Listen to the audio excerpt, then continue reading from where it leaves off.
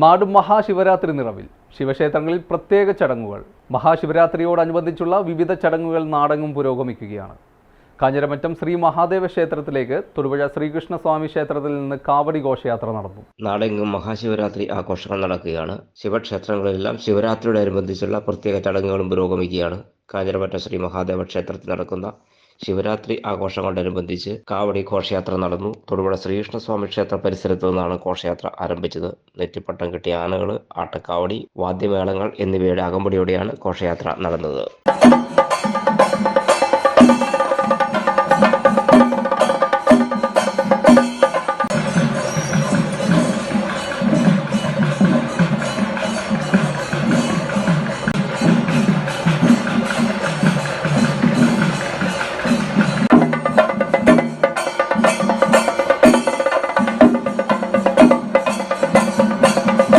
എന്റെ കാഴ്ചയ്ക്ക് ചില ബുദ്ധിമുട്ടുകൾ അനുഭവപ്പെടാൻ തുടങ്ങിയത് ഈയിടെയാ.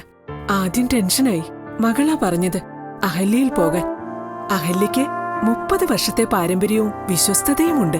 അഹല്യയിലെ വിദഗ്ധരായ ഡോക്ടർമാരുടെ ചികിത്സ കൊണ്ട് എനിക്ക് എന്റെ കാഴ്ചശക്തി പൂർണ്ണമായും തിരിച്ചു കിട്ടി. ഇപ്പൊ എനിക്ക് ഈസിയായി വായിക്കാം. നേത്ര സംരക്ഷണത്തിന് നമ്മുടെ അഹല്യ.